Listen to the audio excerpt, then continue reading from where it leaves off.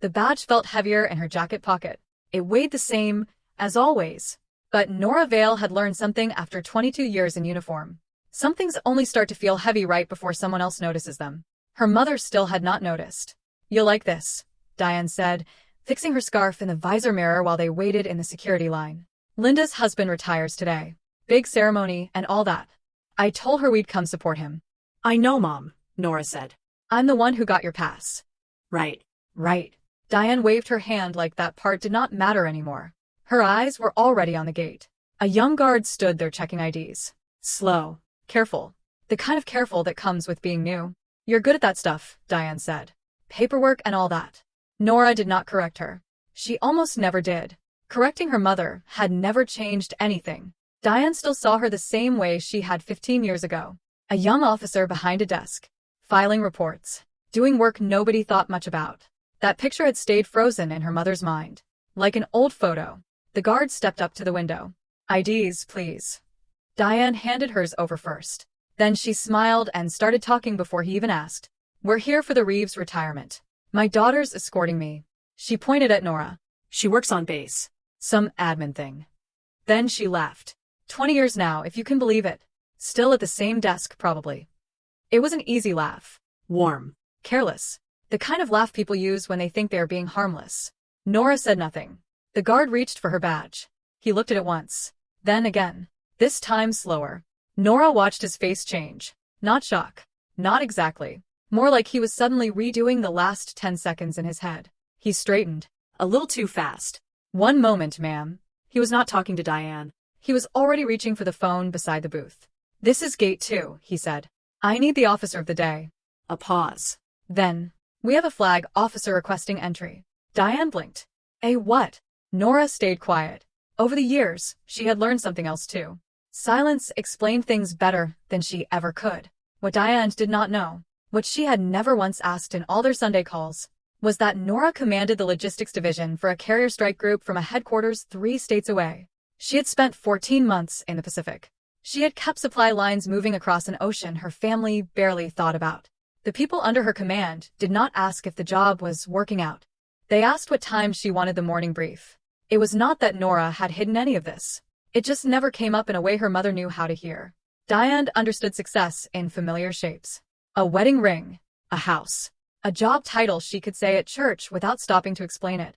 Rear Admiral did not fit into that world. It needed a language Diane had never learned.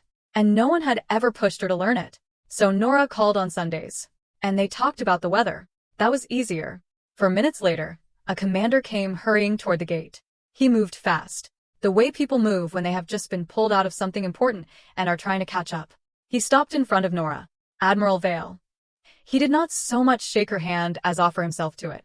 "We weren't told you'd be arriving through this gate. I can have someone escort you straight to the ceremony grounds." "That won't be necessary, Commander," Nora said. Her voice was calm. "Easy.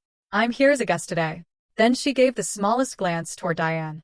"My mother's guest, actually." She said it lightly. The same way she said most things that mattered. Diane stood beside the car very still.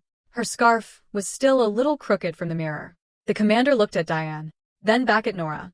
For a second, he looked like a man trying very hard not to look confused. He managed it. He gave one quick nod. "Of course, ma'am. Enjoy the ceremony." The young guard handed Nora's badge back with both hands. Carefully, like he now understood it had never really belonged in his grip. They did not speak as they started down the gravel path. Somewhere ahead, a brass section was warming up. The music drifted across the air in broken pieces. Then Diane finally said it. "You never told me." It did not sound angry. It sounded off balance, like the ground had shifted under her. Nora kept walking. "You never asked what the job actually was," she said. "You asked if I liked it." "That's not." Diane stopped herself. They walked a few more steps. Then Diane looked over at her daughter for a long moment. The way someone looks at a house they thought they knew, right after finding out there is a whole second floor. "I guess I just kept seeing you the way you were at 26, she said quietly. She swallowed. "Is that awful?" "It's just what happens," Nora said. There was no sharpness in her voice. No old hurt. She had made peace with this years ago. Somewhere over the Pacific. Somewhere in the middle of 2 a.m. reports and long nights. Somewhere while realizing her mother still pictured her working 9 to 5 behind a desk. People get a version of you. Then they keep it. It is not always because they do not care. Sometimes it is just easier to hold on to the picture they already have. Diane stayed quiet for the rest of the walk. At the gate to the ceremony grounds, a young ensign stepped forward with a folder in hand. It was the kind of formal escort usually saved for command family. He looked at Diane. Are you Admiral Vale's mother, ma'am? Diane looked at the folder, then at Nora.